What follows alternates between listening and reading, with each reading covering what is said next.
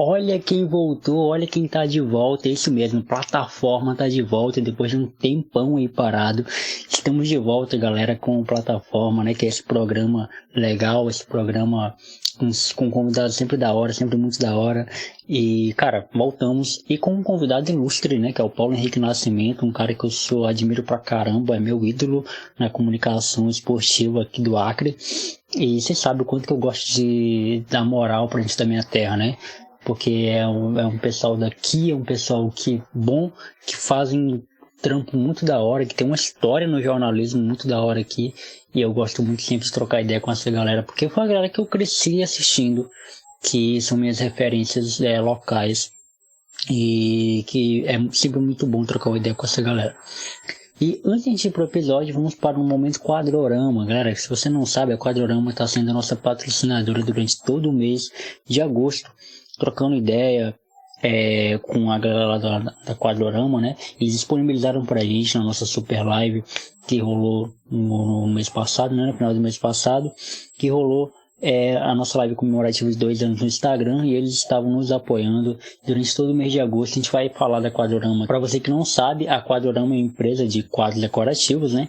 E com quadros muito da hora, cara. Sem contar que o preço é muito acessível, tá? Não é aquele preço absurdo lá, não. Preço muito acessível, e a Quadrorama tem uma coisa que eu me identifico muito, que é a liberdade que ela dá para o cliente do cliente personalizar o quadro que ele quer, da forma que ele quer, com o material que ele quer, a cor do material que ele quer, com o vidro acrílico ou sem vidro acrílico. Cara, você escolhe o que fica melhor no seu bolso, o que fica melhor no seu gosto.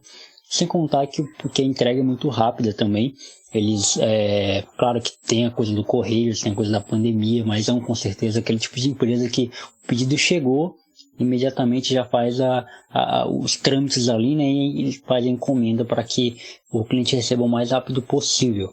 Cara, vale muito a pena. Você vai lá na Quadrorama, eu vou deixar o arroba do Instagram deles aqui, vou deixar o site também aqui na descrição. Vai lá, dá uma moral pros caras, porque os caras estão dando uma moralzona pra gente, beleza? Agora, sem mais delongas, vamos pro episódio que tá demais.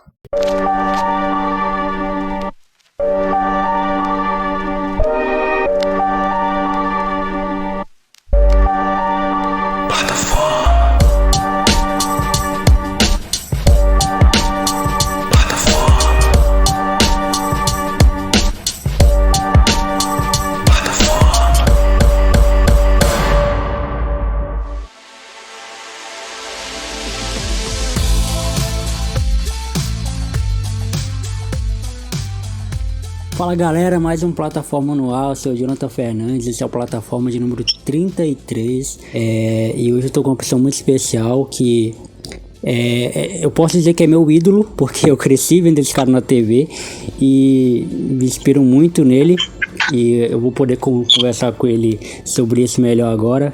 E é o Paulo Henrique Nascimento, que trabalha na rede amazônica daqui do Acre, afiliada da Rede Globo, e apresenta já há muito tempo, não sei nem quanto tempo faz, mas faz muito tempo, porque eu assisto ele desde criança e hoje já sou adulto, então faz muito tempo, já tô entregando até a idade do Paulinho.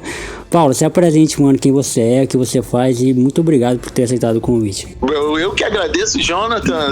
Meu nome é Paulo Henrique Nascimento. Não tem essa de esconder a idade não, tô tranquilo. Eu tenho 48 anos e 1º de setembro eu faço 19 anos como apresentador do Globo Esporte, como editor de esporte da Rede Amazônica no Acre. 1º de setembro é o aniversário, mas oficialmente 1º de dezembro, porque a gente tem os 3 meses que a gente trabalha para saber se a gente vai ser aprovado ou não, né? Sim. E eu cumpri, e oficialmente é 1º de dezembro. As pessoas me reconhecem muito pelo trabalho como apresentador do Globo Esporte, mas eu faço questão de sempre frisar isso, de deixar muito claro que eu já era jornalista esportivo antes de assumir a bancada do Globo Esporte. No estado do Acre. Eu comecei como plantonista na radiodifusora. Na verdade, eu comecei como sonoplasta. Sim. 2 anos depois, o saudoso Campos Pereira, que na minha opinião é o maior jornalista esportivo da história do Acre, era o diretor da emissora, achou que eu tinha perfil para me tornar jornalista esportivo, porque eu já amava esporte, já gostava muito de futebol, acompanhava muito meu pai nas transmissões. Meu pai foi funcionário da Radiodifusora Acreana durante 50 anos, era o responsável técnico pelas transmissões da radiodifusora, quando o rádio era o principal meio de comunicação do estado. João Nascimento, as pessoas certamente, os mais antigos, irão lembrar do meu pai. E aí eu comecei esse trabalho fazendo plantão esportivo das transmissões da Radiodifusora Acreana, porque a difusora tem um histórico de transmissões esportivas ao longo de toda a sua história. A difusora que está completando 78 anos. Saindo da difusora, já como repórter, eu continuo como repórter da difusora, da equipe, repórter de campo. Eu fui chamado pelo jornalista Leonildo Rosas para começar a escrever no Página 20, no jornal. Nós tínhamos o Página 20, o jornal estava precisando de um editor de esportes e o Léo me chamou para esse desafio, né? E aí eu fiz o seguinte comentário com o Léo, falei, eu não sei escrever, eu acompanho esporte, já faço rádio, mas eu não sei escrever para jornal. Aí ele fez o seguinte comentário, venha que eu vou te ajudar, porque você tem o principal, que é o acompanhar, que é o gostar, e nesse aspecto do aprender, do escrever, você pode aprender. E eu fui pro Página 20 em 96. Tudo aconteceu muito rápido, né? De 89 na difusora, 2 anos depois já entrei na equipe de esportes como plantonista em 91. Em 96 eu comecei a escrever no Página 20, fiquei durante 1 ano como editor de esportes do jornal Página 20. E depois desse 1 ano no Página 20, eu saí do jornal. 1 mês depois eu estava no jornal A Tribuna. Fiquei de 97 a 98 como repórter de geral, fazendo tudo que era preciso dentro da redação, cobrindo economia, comunidade, polícia quando precisava, enfim, fazendo de tudo um pouco. E em 98, a direção do jornal resolveu me colocar como editor de esportes. O jornal A Tribuna teve 2 editores de esportes, o saudoso Robertino Chaves, e eu estou ocupando a editoria de esportes até hoje. Portanto, antes de chegar no Globo Esporte, tem essa história no rádio, tem essa história no jornalismo impresso, que são histórias que eu faço questão de comentar, porque foram momentos bem importantes, bem significativos e que me ajudaram a construir uma caminhada para que eu pudesse assumir a bancada do Globo Esporte. Quando eu cheguei na Rede Amazônica, eu sou sincero, não tenho vergonha nenhuma de comentar a respeito disso. Eu não sabia nada de televisão, nada, rigorosamente nada. E eu fui aprendendo, fui tentando, fui fazendo e acho que eu consegui, né? Porque eu ainda estou como editor de esportes da Rede Amazônica e, sem dúvida nenhuma, isso é muito importante, muito significativo para mim. Da hora.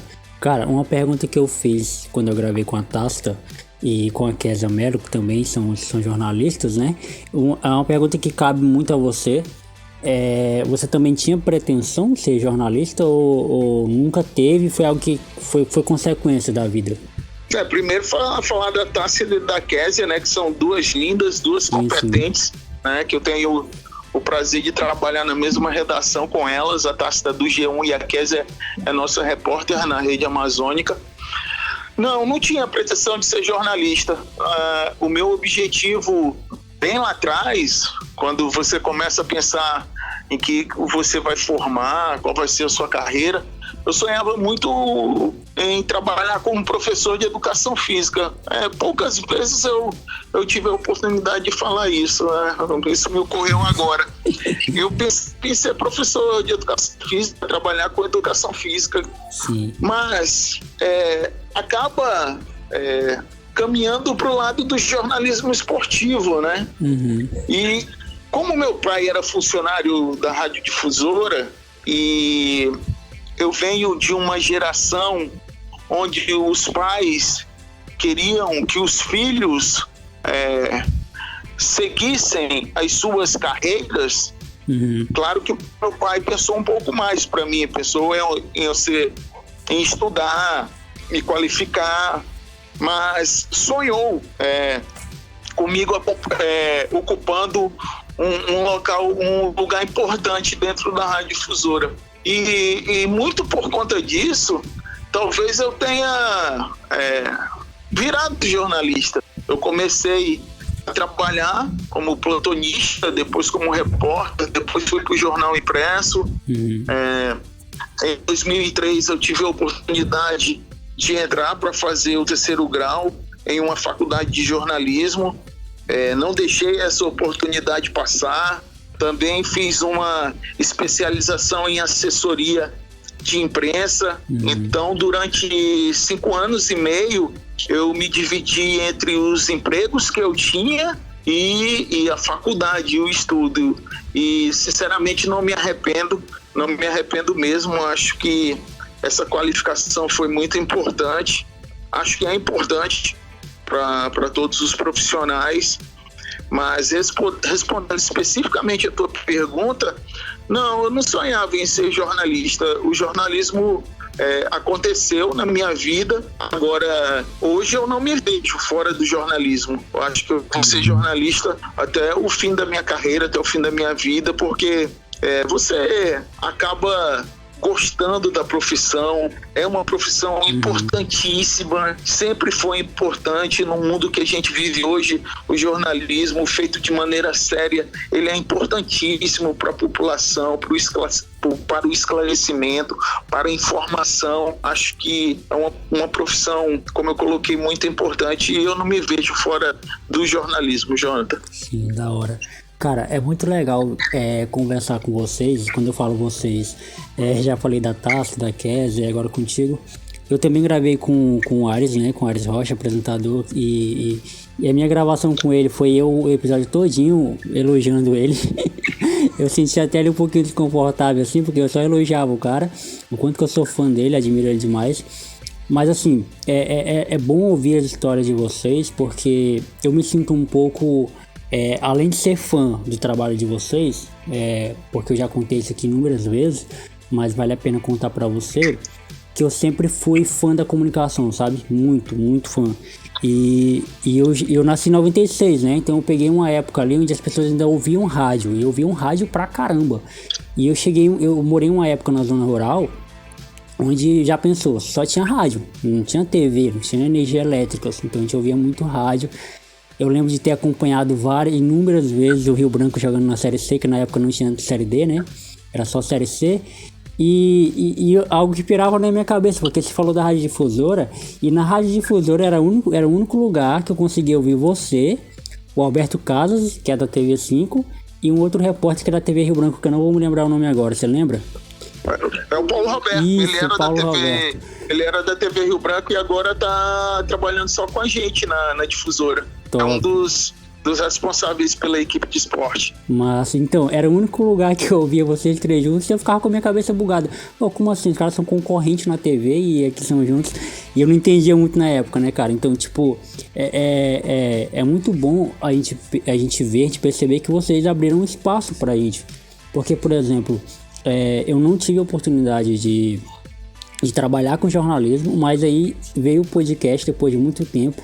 E então, cara, vocês meio que abriram, assim, esse espaço para pessoas como eu, assim, que sempre admirou a comunicação, sempre admirou o jornalismo. A minha mãe, mais do que ninguém, pode contar que, tipo, quando eu era criança, eu ficava, tipo, imitando os apresentadores de TV, sabe, assim, tipo, fazendo TV, assim. E aí eu cresci com essa coisa, caramba, eu vou fazer jornalismo, acabou que eu não consegui até agora, dá tempo de fazer, mas ainda não fiz, mas é bom que eu consigo saciar essa minha vontade de me comunicar. De me comunicar com podcast e produção de conteúdo. E cara, é bom saber assim que você teve um processo dentro de todos os âmbitos, foi até uma pergunta que eu fiz pra Tássia quando eu gravei com ela, sobre a diferença de você trabalhar com, fazer um conteúdo para web, fazer um conteúdo para rádio, fazer um conteúdo para TV, e tipo, tem diferenças, né? Você encarou essa dificuldade quando foi para escrever conteúdo para o jornal, e aí quando foi para passar isso para TV, como é que foi essa sua transição aí, tipo, de multimídias? Assim, isso é uma coisa muito louca, né? Tentar explicar isso, porque na televisão, participando dos jornais, né, fora Globo Esporte, eu utilizo o improviso do rádio, porque eu não costumo usar TP para os comentários. E, ao mesmo tempo, quando eu vou para a redação, que eu vou preparar as pautas para que os repórteres possam produzir as matérias para o Globo Esporte e até para os outros jornais, quando necessário, eu tenho que utilizar o que eu aprendi no impresso, que é justamente escrever, colocar as informações da melhor maneira, deixar pelo menos o início de um texto encaminhado pelas informações que eu coloco na pauta. Eu já tento meio que encaminhar como o repórter vai escrever, e aí não é uma imposição, é só uma sugestão. Se o repórter achar que segue aquele caminho, muito bom. Se ele tem um outro caminho, tudo bem. O importante é esse trabalho de equipe e colocar o melhor possível no ar. Claro que são coisas parecidas, mas que não são iguais. O rádio tem o jeito do rádio, o jornal impresso tem o jeito do jornal impresso de se escrever, e a televisão tem um outro jeito, que é o jeito da televisão. E você vive essa loucura diariamente, e em algum momento eu posso estar no rádio parecido com a televisão, ou estar na televisão parecido com o rádio, ou escrever de uma maneira para a televisão como se fosse no impresso, porque eu vivo isso 7 dias por semana, porque o jornalista esportivo trabalha normalmente durante toda a semana, mas nos fins de semana nós temos os jogos, né? Temos as competições, temos os estaduais, campeonatos regionais, campeonato brasileiro, e a gente tem que estar nos campos.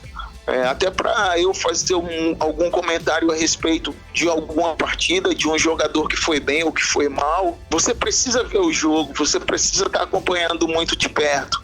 Então esses detalhes, eles são importantíssimos.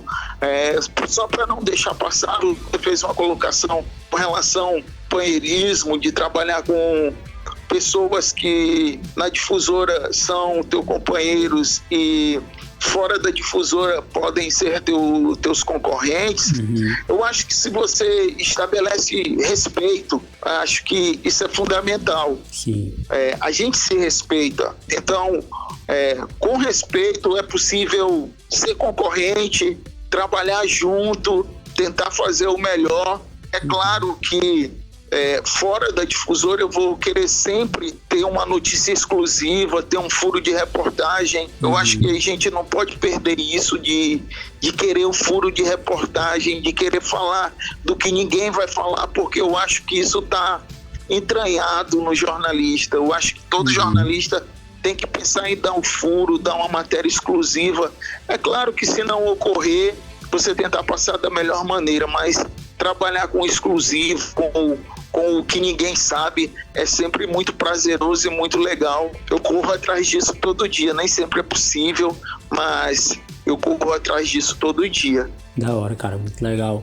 E esse papel do rádio, ainda falando nesse quesito de comunicação e o futebol local, porque assim, eu cresci com os meus amigos que hoje a maioria já estão tudo casados, tudo vivido, mas eu cresci com eles, tipo, acompanhando o futebol local, porque a gente sempre amou esportes, e é por isso que é estranho pra mim hoje, apesar de eu ser novo ainda, tenho 24 anos, mas ainda eu percebo que hoje a gente não tá tão ligado ao esporte mais em si, porque ficou muito essa coisa de time, né? Por exemplo, eu converso com pessoas de fora do Acre, de fora do estado, e eles tipo, me olham assustado e perguntam: como assim tu torce pro São Paulo e tu não torce pro um time do Acre, né? E eu sempre respondo pra eles: cara, é porque assim, aqui ninguém tem essa cultura de torcer pro time local, assim.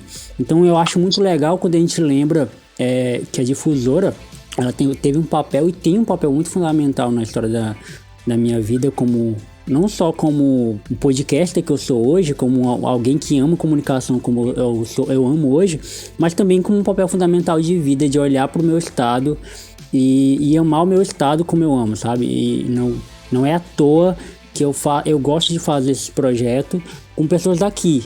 Convidei pessoas daqui para gravar. Óbvio que eu também convido pessoas de outros estados, não tem como fugir disso. Eu convido pessoas que eu admiro, mas assim, pessoas como você que contam. É impossível desassociar a história do jornalismo esportivo do Acre e não te incluir, sabe? São, como você falou, são 19 anos, né, na TV. Sim, na TV eu vou completar 19 anos. Pois é, 19 anos na TV e mais uma caralhada de anos aí na rádio, como jornalista, enfim, em si, trabalhando com projetos sobre jornalismo.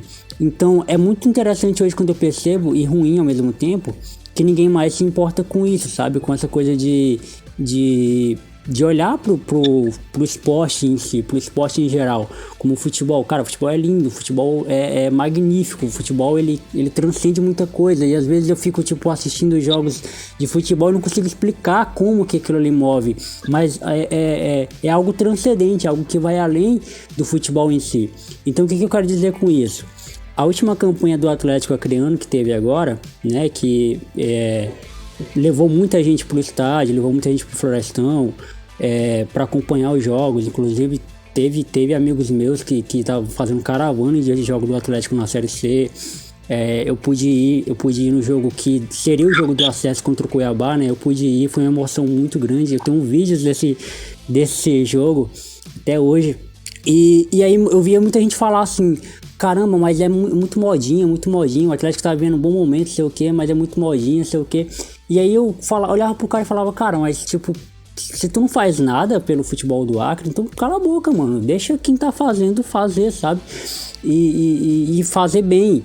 Então, e foi muito bom quando eu vi isso. Então, como foi pra você, Paulinho, fazer a cobertura do Atlético Acreano nessa bela campanha? E é claro, gente, aqui eu não tô desmerecendo os outros times do Acre, que também Rio Branco já fez várias campanhas boas, que eu me lembro, né?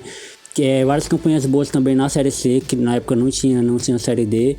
O Rio Branco também quase que consegue o acesso para a Série B, teve bons elencos, teve jogos muito bons na Copa do Brasil também. Eu não me recordo agora de cabeça os jogos, mas você pode falar mais sobre isso. Então, como é que foi para você fazer essa cobertura e ver o Atlético Acreano, assim, como... Se eu não me engano, eles tiveram até um convite de um time da Europa, né, para participar de um torneio. Conta aí pra gente. Assim, as campanhas do Atlético, elas foram fantásticas, né? Sim. Entre 2016 e 2018, o quase acesso em 2016, aí o acesso em 2017 para a Série C, né? E em 2018, o quase acesso para a Série B. Foi o jogo que você se referiu ao Cuiabá, né? Sim. O jogo do Cuiabá.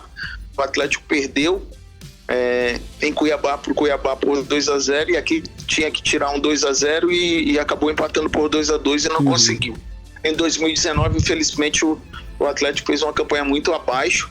Sim. E caiu para a Série D. É muito legal você fazer matérias, acompanhar os times acreanos vivendo um grande momento. Sim.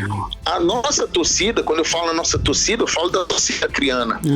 Ela gosta de futebol, ela gosta de esporte, ela é apaixonada e ela acompanha quando os times estão conseguindo fazer boas campanhas. Só para puxar um pouco mais no tempo, em 2007 o Rio Branco fez uma grande campanha no primeiro ano da Arena da Floresta, confirmou a vaga na Série C, porque é importante a gente fazer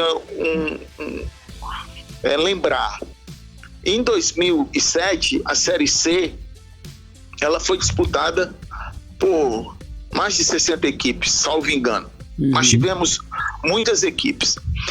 E para garantir uma vaga na Série C de 2008, a equipe tinha que passar da primeira fase, porque só seriam 20 times a partir de 2008. E o Rio Branco conseguiu essa vaga, conseguiu ficar entre os 20, conseguiu avançar e posteriormente garantiu a vaga entre as 20 equipes na Série C de 2008. E o Branco fez grandes campanhas 2007, 2008, 2009. 2010 não foi uma boa campanha. 2011 foi a confusão do jogo que deveria ter sido de portões fechados contra a Luverdense. E aí, com o apoio do governo do estado, na época o Rio Branco fez o jogo de portões abertos. Em 2012 o Rio Branco não pôde jogar a Série C por conta da briga com o 13, e em 2013 o Rio Branco foi rebaixado. Por que eu estou contextualizando? Para te falar que o Rio Branco, nós passamos 10 anos, o futebol acreano passou 10 anos sem passar da primeira fase de um torneio nacional, de um campeonato brasileiro. Nós passamos 10 anos, o Rio Branco quebrou essa marca, essa péssima marca, vamos colocar desta maneira, em 2007. Quando o Rio Branco caiu em 2013, nós vivemos um hiato de boas campanhas no futebol acreano. Foi quando o presidente Edson Isidório assumiu o comando do Atlético, começou a reestruturar o Atlético, fez o Atlético novamente um time vitorioso dentro do futebol acreano. A gente não pode esquecer o presidente Edson Isidório dentro desse processo no Atlético. Posteriormente veio o técnico Álvaro Miguéis, junto com os jogadores formados na base do Atlético. E entre 2013 e 2016, o nosso futebol ficou sem resultados expressivos em nível nacional. As campanhas da Copa do Brasil.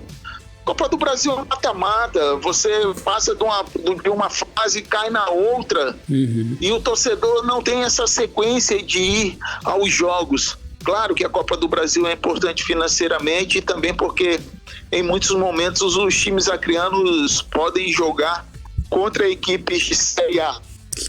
Mas quando isso não ocorre, todo mundo volta as suas atenções para os campeonatos nacionais, para o brasileiro. Então, nós vivemos esse espaço entre 2013 e 2016. Não foi muito tempo. Se a gente for imaginar que passou 10 anos sem passar de fase lá atrás com o Rio Branco. Mas o ideal, o importante para o nosso futebol era que nós tivéssemos campanhas regulares durante todas as temporadas. Claro que pode ocorrer de ganhar ou não, mas termos campanhas mais sólidas.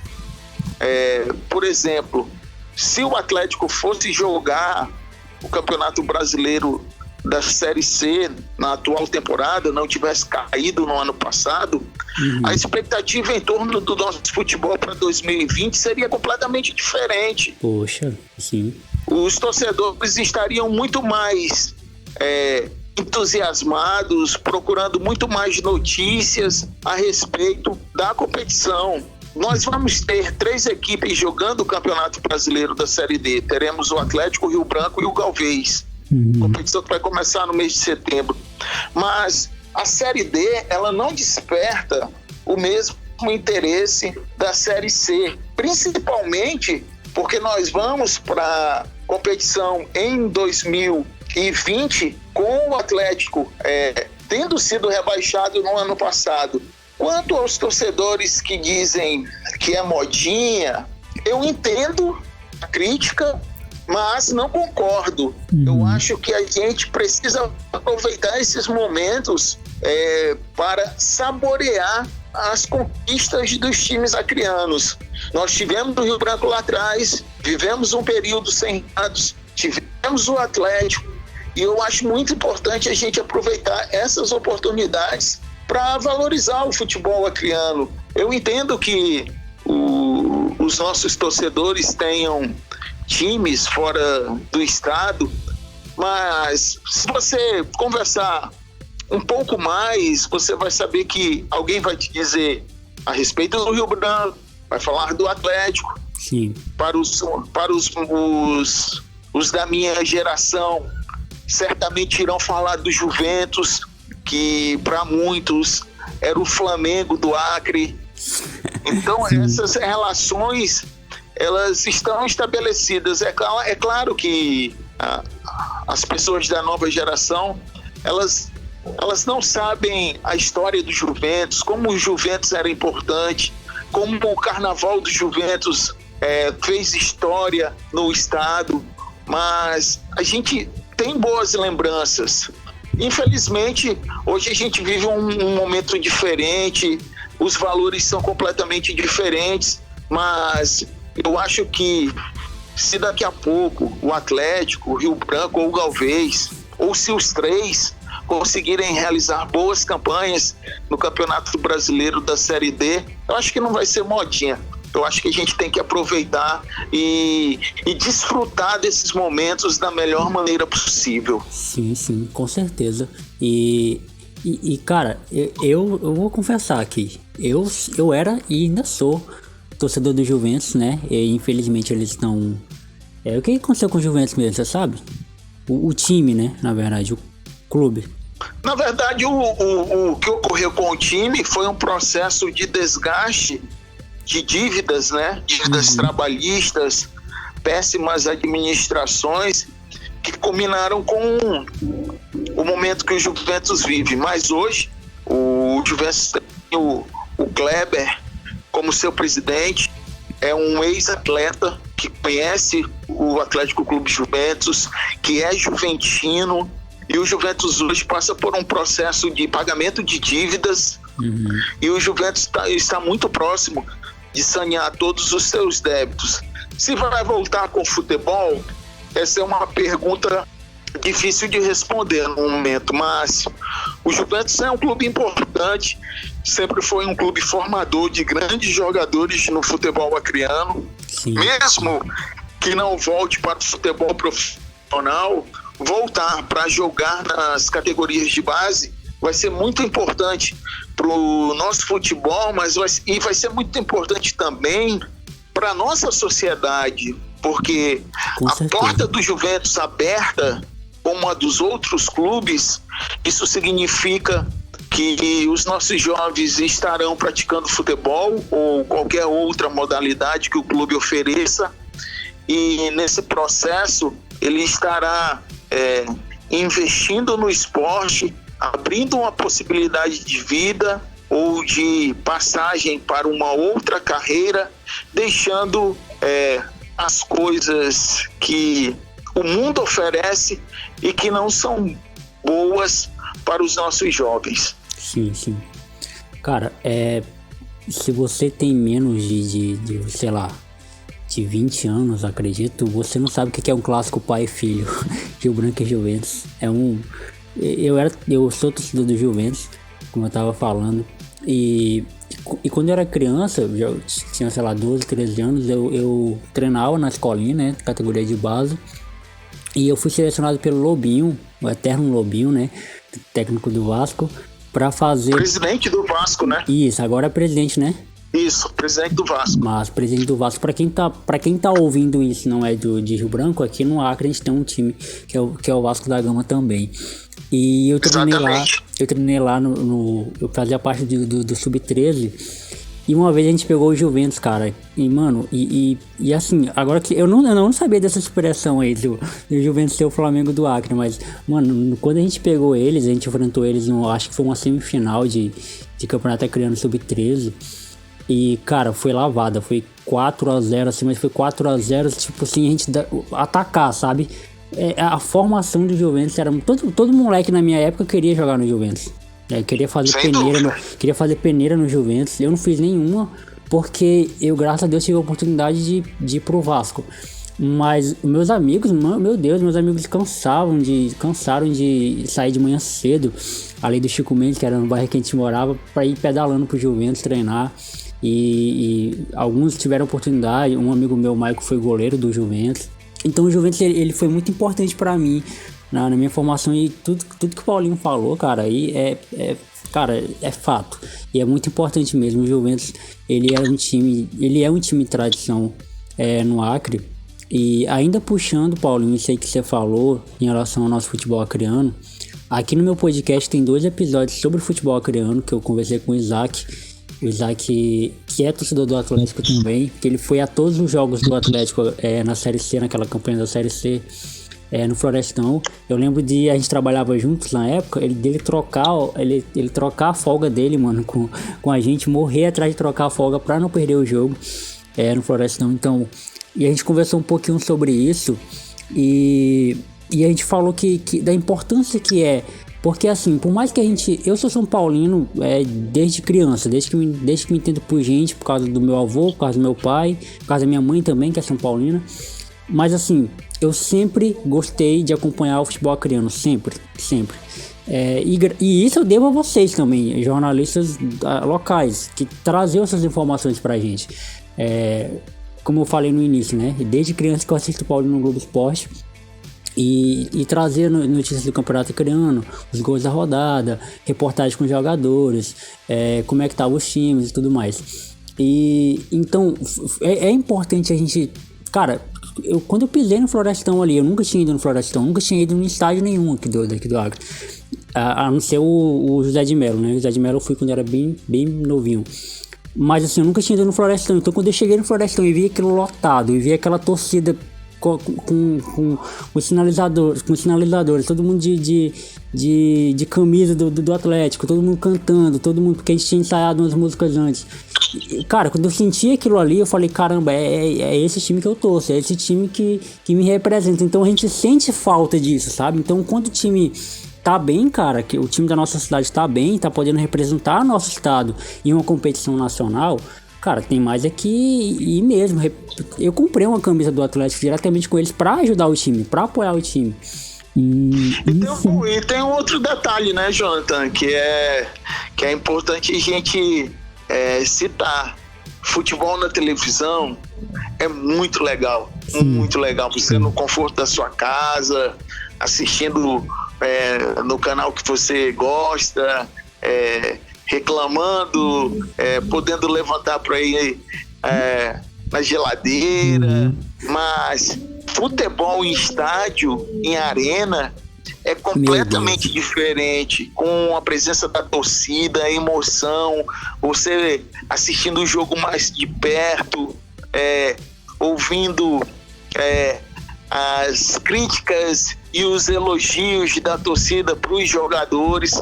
É um sentimento completamente diferente do assistir no estádio, na arena, ou assistir o futebol pela televisão.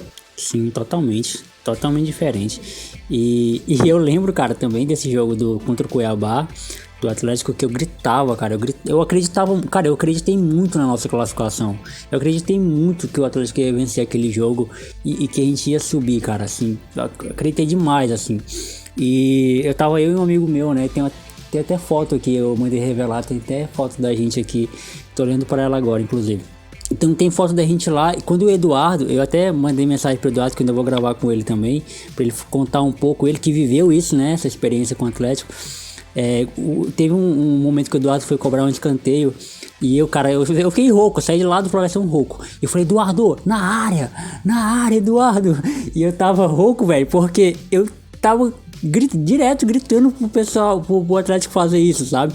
E porque o Atlético tava com o negócio de cobrar escanteio curto, lateral, sabe? Meu Deus, eu tava muito agoniado. E aí o Eduardo foi cobrar um escanteio assim, perto de mim, de onde eu tava, né? Eu falei, Eduardo, na área. Até que o Eduardo parece, eu acho que me ouviu e mandou a bola na área. E quase que saiu um gol, bateu a bola na trave. Eu acho que foi o João Marcos que cabeceou depois e a bola foi na trave.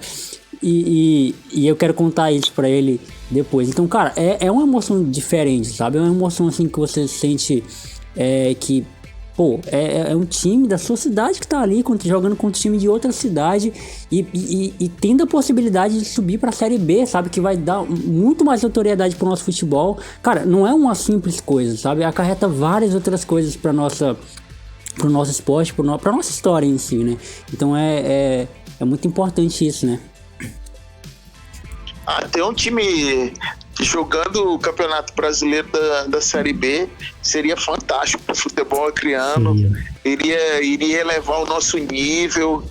Nós teríamos estádio e arena com bom público. Tomara que num futuro bem próximo a gente possa ter esse representante jogando uma Série C e posteriormente conseguindo o acesso para a Série B, porque para o nosso futebol seria muito, mas muito importante mesmo. Sim, cara. E uma coisa que eu pensava muito sobre como o nosso futebol poderia estar bem representado assim, nas séries do Brasileirão. Porque eu pensava que, o Atlético mantém a Série C ali, o Galvez que tava vindo numa campanha muito boa. O Galvez consegue um acesso para C e a gente ganha mais uma vaga na D. É isso ou não? Ou eu tô enganado? Não, nós temos hoje 3 equipes jogando o Campeonato Brasileiro da Série D, mas porque o Atlético ano passado foi rebaixado. Mas são duas, né? Exatamente. Em 2021 nós teremos só 2 equipes jogando o Campeonato Brasileiro da Série D. Portanto, é muito importante que a gente tenha algum time, o Atlético, o Rio Branco, o Galvez, lutando pelo acesso nesta temporada. Entendi. Pois é isso que eu tava falando. A gente tendo dois times acreanos na Série C e 2 na D, cara, seria massa, né? Seria muito importante. Se nós conseguíssemos ter em 2021 um time na Série C e 2 na D, seria fantástico para o nosso futebol. Sim. Apesar, tá difícil, a Série D é muito difícil, cara. Eu vi tanto que o Atlético lutou para conseguir o acesso. Mas apesar de ser difícil, mas, cara, é possível. A gente tem 3 times, cara. Não é possível, né? E agora uma pergunta mais técnica, Paulinho. Você que acompanha de perto os jogos, a transmissão. Antes de fazer essa pergunta, eu já ia esquecendo. Tempos atrás, o Juventus criou um Instagram. Eu não sei se você ficou ligado nisso, mas o Juventus criou um Instagram. Mano, eu te juro, quando o Juventus criou o Instagram, eu vi... E eu falei pro meu vizinho, né, que também torce pro Juventus. Eu falei pro meu vizinho, cara, o Juventus vai voltar. Ele falou, mentira, vai voltar, o Juventus vai voltar. Aí eu falei, como tu sabe que vai voltar? Tu viu aonde? Cadê? Mostra aí. Eu falei, não, ele criou um Instagram. Eles criaram um Instagram, essa é a prova que eu tenho de que ele vai voltar. Mas não tenho notícias nenhuma ainda sobre a volta do Juventus pro futebol. Não, isso não vem sendo discutido no momento pela atual diretoria do Juventus. O que os dirigentes do Juventus querem neste momento é livrar o clube de todas as dívidas para, num segundo momento, começar a reestruturar, pensar no futuro do Atlético Clube Juventus. A minha vontade, meu sonho de ver o Juventus de volta vai ter que ser adiado mais um pouquinho. Mas, cara, parece... Eu tô falando aqui porque, como um leigo, que eu não tô muito ligado, mas parece não, eu tenho quase certeza, mas você vai poder me dizer melhor. Que mudaram a forma de chaveamento da Série C e Série D por conta de times como o Atlético da região norte ter que fazer viagens muito longas em um período de tempo muito curto. Você acha que foi esse, claro, entre outros fatores, que causou esse baixo rendimento do Atlético? Porque, cara, foi Juventude e Boa Vista, lá no Rio Grande do Sul. Não, eu acho que esse é um detalhe que os nossos clubes sempre irão sofrer. Lá atrás, quando o Rio Branco fez as campanhas na Série C, os comentários a respeito disso, eles sempre existiram. O Rio Branco jogou uma fase final de Campeonato Brasileiro da Série C em 2008, quando se classificavam 8 e as 8 equipes jogavam partidas de ida e volta entre si, e os 4 primeiros colocados subiam para a Série B. O Rio Branco jogou essa competição, essa fase final, tendo que fazer deslocamento para o Rio Grande do Sul, tendo que viajar para o Rio de Janeiro, enfim, isso sempre existiu. Essa é uma condição que está posta e que não vai mudar. Nós moramos numa região que tem pouco voo, a malha aérea para o nosso estado, ela prejudica bastante. Para a gente sair de Rio Branco, a gente tem que sair na madrugada ou sair muito cedo pela manhã. Essas situações, elas estão colocadas há algum tempo.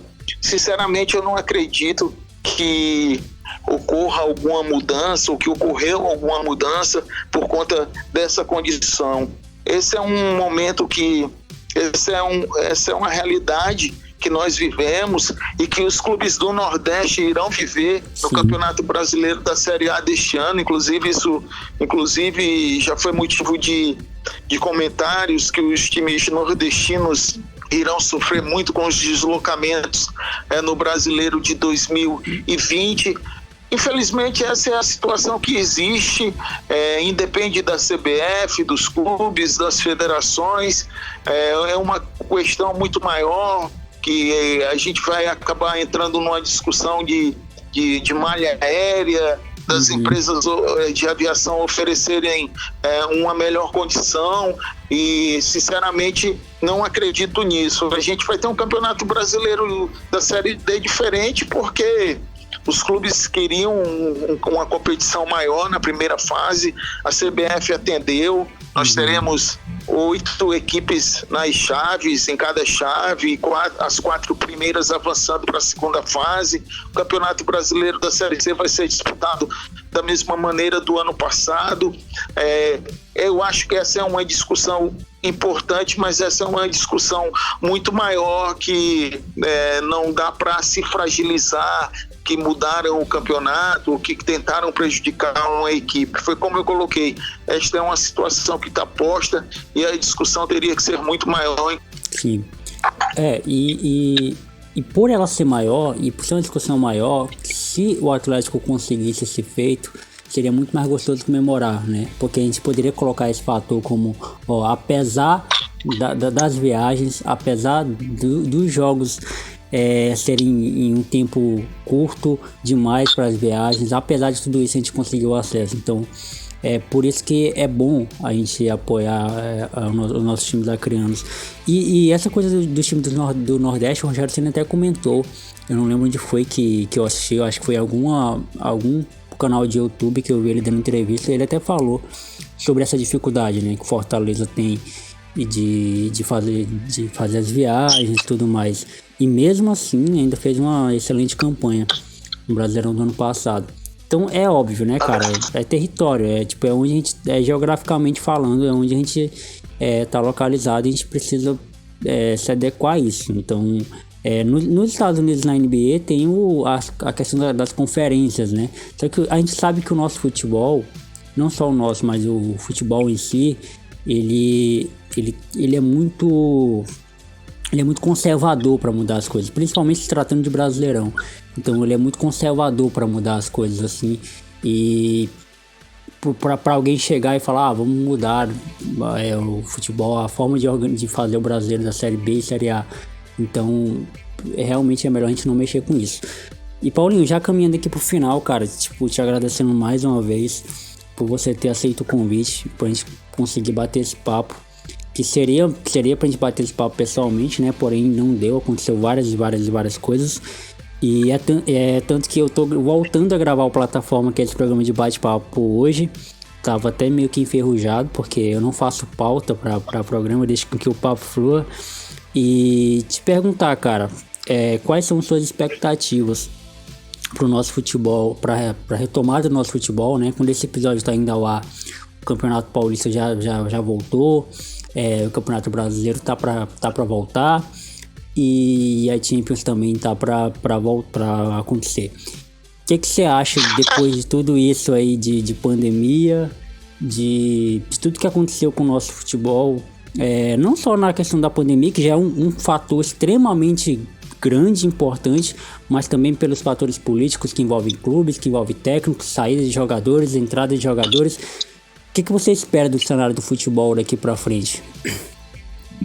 Primeiro, eu tenho que ser muito sincero, e mesmo sendo um jornalista esportivo, eu acho que nós no Brasil nós atropelamos. Acho que nós não deveríamos ter voltado com o futebol durante a pandemia, ou pelo menos esse momento muito grave da pandemia. Nós tivemos o retorno do Campeonato Carioca nesta quarta-feira, dia 22, a gente vai estar tendo a volta do Gauchão, do Paulistão. Nós tivemos a volta do Catarinense com um protocolo equivocado, e os casos do Covid-19 atingiram os jogadores dos clubes. Eu acho que o nosso futebol deveria ter construído uma política em conjunto, todos os estados, todas as federações, para que a gente pudesse voltar com o futebol numa mesma data em todos os estados, respeitando as vidas, respeitando o momento dessa pandemia que, infelizmente, no nosso país está sendo devastadora. Mais de 80 mil mortos. Isso é uma situação inexplicável. Nós teríamos que ter tido um maior papel do governo federal. Infelizmente, nós não tivemos. Foi um governo que desgovernou a nossa população durante a pandemia, infelizmente. E o que eu penso dos retornos, acho que nós não deveríamos ter tido o retorno durante a pandemia, já que isso ocorreu, que a gente tenha o menor número de casos possível, que as equipes possam seguir o protocolo da melhor maneira possível. Agora no mês de agosto a gente vai ter as finais da Liga dos Campeões, da Liga Europa, Liga dos Campeões em Portugal, Liga Europa na Alemanha, mas com todo um protocolo programado, com sede única, com jogadores cumprindo quarentena para evitar maiores problemas. Acho que a UEFA teve um pensamento maior, mais cuidadoso do que as federações no Brasil. Teremos a início do Campeonato Brasileiro no dia 8 de agosto. Em setembro teremos a volta da Libertadores. Vamos esperar. A gente vive um momento de pandemia muito complicado na América do Sul. A gente fala muito do Brasil, mas a gente tem outros países passando por problemas gravíssimos durante essa pandemia. Eu tive a oportunidade de ler uma entrevista de representantes do futebol argentino, de autoridades de saúde do futebol argentino, que neste momento aconselham os times argentinos a não vir jogar no Brasil. Certamente esse vai ser um problema que vai ter que ser administrado da melhor maneira possível pela Conmebol quando a Libertadores voltar. O que eu posso te dizer é que eu espero sinceramente que a gente possa passar desse momento complicadíssimo que nós vivemos durante a pandemia, e que o futebol, num futuro bem próximo, sirva para a gente acalmar os nossos corações. E aí eu falo em um bom sentido, porque o povo brasileiro está muito maltratado, muito machucado, muito sentido, vivendo um momento muito complicado por conta dessa pandemia do Covid-19. Sim, da hora, Paulinho. Cara, obrigado demais por você ter aceito o convite mais uma vez, e vou continuar te acompanhando. Fica aqui como é que a gente pode falar? O meu fanatismo, né, por você. Você moldou muito a minha forma de ver jornalismo, ainda molda. Te acompanho desde criança, desde os meus, 10 aninhos, eu acho, 11, sei lá. Eu não lembro direito, mas desde criança eu já acompanho o Globo Esporte lá, aqueles pouquinhos minutos que tinha do Globo Esporte local, que agora você faz o Globo Esporte o nacional também, né? local e o nacional. É verdade. Quando eu assumi a bancada do Globo Esporte na Rede Amazônica Acre, nós tínhamos um programa com 4 minutos de duração. Isso. Com o tempo, eu pedi para que nós aumentássemos para 6 minutos. Um pouco mais a gente estava fazendo com 8. Olha aí. E em alguns momentos a gente fazia com 10 ou com 12, dependendo do momento do nosso futebol, do momento do nosso esporte. Há mais de um ano, nós estamos fazendo o Globo Esporte na íntegra. As matérias, elas são disponibilizadas para a Rede Amazônica e nós fechamos o Globo Esporte da maneira que a gente acha que vai ficar mais conveniente, que vai gerar mais audiência, que vai despertar o interesse das pessoas pelo programa. E hoje nós temos um programa com 18 minutos, mas dependendo da importância, do nível das matérias, a gente pode fazer um pouco maior, mas sempre com 18 minutos no mínimo. E esse nosso papo ele já deveria ter ocorrido, né, Jonathan? Você me fez esse convite muito antes da pandemia e por conta dos compromissos profissionais nunca foi possível a gente sentar e bater esse papo, mas felizmente esse momento ele ocorreu e eu só quero agradecer você ter lembrado do meu nome para eu participar desse podcast com você. Agradecer também todas as palavras que você falou ao meu respeito. Muito obrigado, eu fico muito lisonjeado de influenciar uma pessoa da melhor maneira possível, de tentar fazer comunicação, de tentar se aproximar do esporte, de achar que o jornalismo é algo importante para a nossa sociedade. Muito legal ouvir o seu depoimento falando ao meu respeito e você me agradece por eu ter participado desse podcast com você e eu te agradeço por você ter me convidado, por ter me dado essa oportunidade de participar desse podcast com você. Da hora, Paulinho. E, cara, e não pode ter certeza, tem muita gente, viu, que é seu fã, muita gente, principalmente os moleques da minha rua que assistiu o Globo Esporte de manhã cedo. Os caras saíram de manhã, os caras saíram em tempo de pepeta, que nem a gente tá agora, de pipa, de papagaio aí na sua região, onde você esteja nos ouvindo. Mas os caras saíram 7 horas da manhã pra soltar pepeta, mas tipo, quando era o horário do Globo Esporte, o cara tava atento assistindo o Globo Esporte, eu lembro até hoje.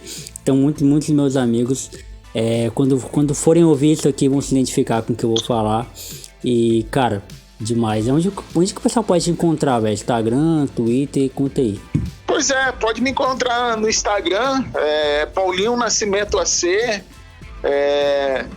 no Twitter é Paulo Henrique Nascimento, me acha fácil. Meu Facebook também é Paulo Henrique Nascimento. Eu tenho essas 3 redes sociais que as pessoas podem me encontrar e podem bater papo, sugestão de pauta, críticas são muito bem-vindas. A gente está aí sempre aberto para tentar melhorar sempre. E quem quiser manter algum tipo de contato por rede social, como eu te falei, eu tenho um Instagram, tenho um Twitter, que é uma rede social que eu estou voltando a movimentar muito, que eu acho importantíssima, de você saber se colocar, e aí não só esportivamente falando, mas de se colocar como um cidadão, como uma pessoa que acompanha os fatos do Brasil, que está inteirado, que pensa em construir um país melhor. E eu tenho também meu Facebook, é fácil me encontrar. Quem quiser manter algum tipo de contato por rede social, pode ficar à vontade. Eu costumo responder o mais rápido possível e eu acho que essa interação ela é importante para a gente construir uma amizade, construir um trabalho dentro do esporte acreano. Com certeza, isso o Paulinho falou é verdade, viu? Ele me respondeu rápido mesmo. Eu mandei mensagem pro Paulinho assim, vou mandar porque eu sou fã, mas nunca que ele vai me responder, ele vai deixar lá. E isso aqui é indireta para algumas pessoas que eu convidei e não me responderam? Sim, é indireta para muita gente que eu mandei mensagem e não me respondeu. Mas Paulinho, muito obrigado mais uma vez e até a próxima. Vamos marcar de eu te conhecer, cara, tirar uma foto contigo, meu sonho. Tá tranquilo. Um abraço para você, para todo mundo que está ligado nesse podcast. E você tem o meu contato da rede social, agora tem o número do meu celular. A hora que você quiser à disposição, é só me ligar, manter o contato, que eu vou estar disponível para te atender da melhor maneira possível. Valeu, cara. Tamo juntão. Abraço. Valeu, um abraço. Vocês ouviram isso, né? Paulinho falou que eu tenho um contato dele do WhatsApp e que na hora que eu quiser eu posso marcar alguma coisa com ele. Olha o nível que eu cheguei. Respeitem o pai.